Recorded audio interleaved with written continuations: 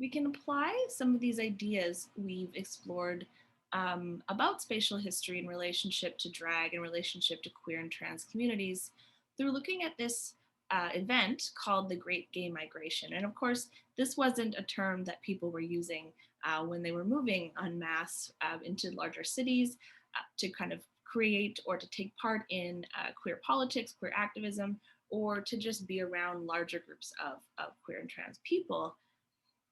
But it is a term that is used by historians to refer to an event where you did have these changes to gay enclaves that were less visible at this point.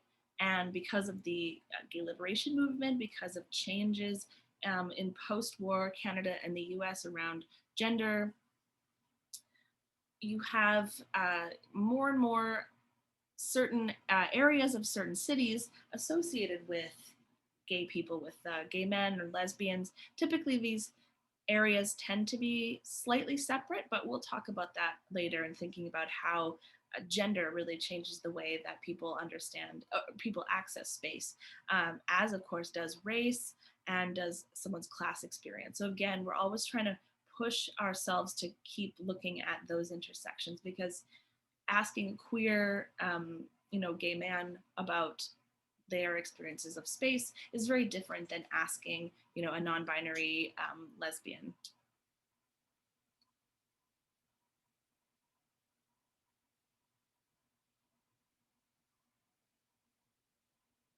So these studies on space, place, and scale consider how we relate to the space and spaces around us, how we make of it our own place, and what hierarchies we create, either implicit or explicit, within it, how we imagine and relate it to other places, and how we represent it to others. So these community histories are never forged in isolation from broader and intersecting social, cultural, and geographical contexts, meaning we can't take them outside of their context to understand them. They need to be understood through their own particular context. And often historical research does not take things like geography or thinking about the physical world into consideration.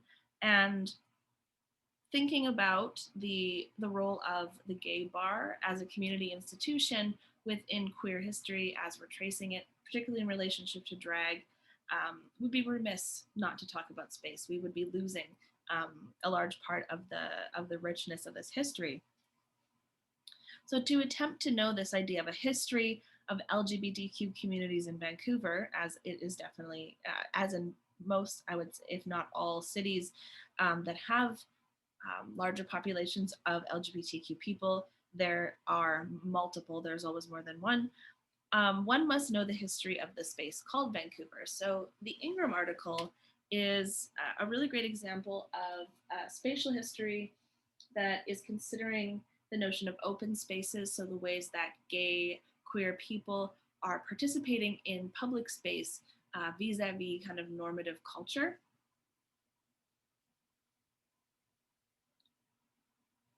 And so the Ingram reading is mapping community through identification with and alliances around the uses of public spaces. So we can think about ways or places where different people experiencing different levels of social marginalization and discrimination will kind of intersect or who will use certain spaces simultaneously. We can think of moments of where entertainment districts, particularly that we talked about, that were in San Francisco, where we see a lot of underground gay and lesbian bars being also a nexus for sex work. These public spaces, these open spaces, can be sites for cruising, so experiencing kind of a sexual culture, such as in parks or public washrooms. We can think about the information that is shared in different open spaces. And in the chapter, Ingram talks about these different units, these different scales, we can call them. So queer nodes, queer enclaves, queer networks, and queer community. So it might seem a bit confusing, but it is very useful in order to really think about the different ways that space can be even um, categorized within this idea of an LGBTQ community. So a node would be a place that involves more than one strategic site with respective transactions and alliances. A queer enclave constitutes a relatively dense set of nodes that includes homes and relatively permanent habitation. So we could use a node, for instance, to think about meeting places for spreading information about queer parties. So interpersonal things, smaller units of meeting up. So things like house parties, which were a large part of um, lesbian middle class culture, middle class social space in the 1950s and the 1960s that were harder to access, of course, than sexual spaces, than information about sexual spaces like cruising areas in parks. And a queer network would involve shared interests and desires along with regular communication, but not necessarily spatially specific. So a network can connect different queer enclaves within the city. And of course, all these ideas are profoundly changed by things like technology. So if we apply them to, for instance, Vancouver in the 1960s and then Vancouver now, the information that we would get would be vastly different. And I wanted to note that I like the way that Ingram refers to community because I think it's often, we use this term so much, it's hard to know to what we're actually referring to, like what is the material value of that term.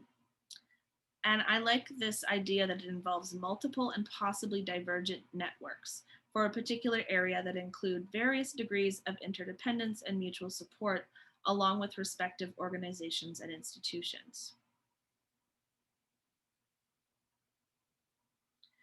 And we can even use these terms to think about the way that different communities, either subcultures within queer communities, or the way that queer spaces in Strathcona in the downtown east side, in this history of displacing Black communities from the area known as Hogan's Alley, how queer people have participated in that, and how those different communities were interacting with one another.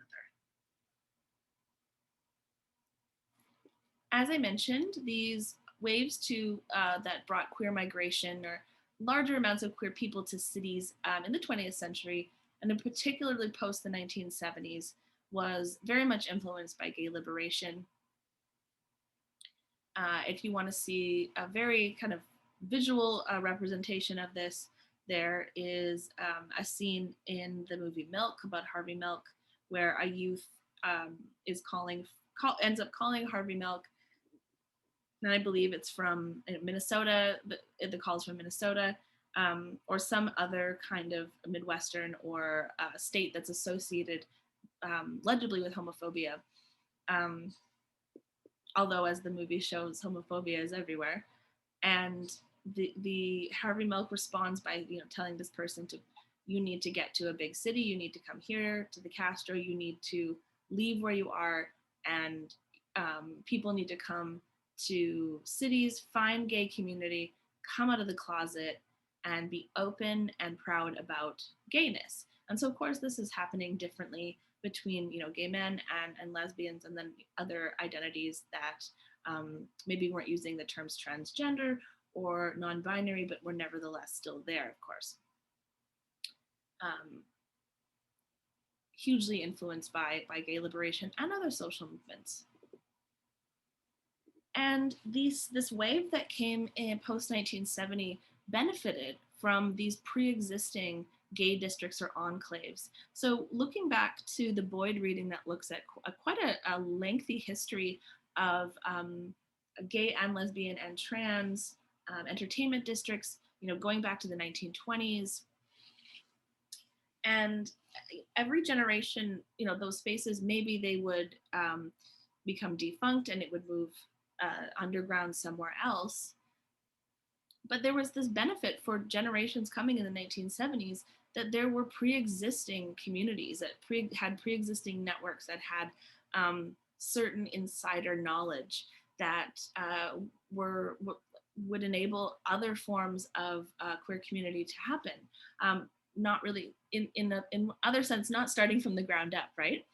So these earlier waves of migration really benefited from these underground, um, partially visible gay areas, gay districts, because a lot of gay bars, of course, most gay bars at this time would not advertise publicly. Um, they were often, up a flight of stairs with a door that was kind of hidden. Not always, but the kind of shift between the 70s and into the 90s in terms of visibility of gay bars and gay neighborhoods is also a result of these earlier waves of migration, these earlier foundations of queer community. And so at this time, we see the establishment of public and visible LGBTQ institutions. That's not to say that once these certain spaces were up, um, that everything was fine. A lot of times places would get firebombed. There were ongoing issues within the 70s and 80s, and you can even find some modern examples of police um, raiding bars or raiding organizational headquarters. You think early to the image that I showed at the beginning of the lecture, featuring the people sitting on a large deck where it said Queer Community Center, LGBTQ Community Center, more likely Gay Community Center. These kinds of spaces were incredibly important because more than just bars, there were resources, there was more um, um, not acceptance, but a little bit more space around being able to found and produce things other than bars that were community centered in ways that weren't just around alcohol and of alcohol and like an underground kind of entertainment district, but thinking more about other institutions that would benefit different factions of the community.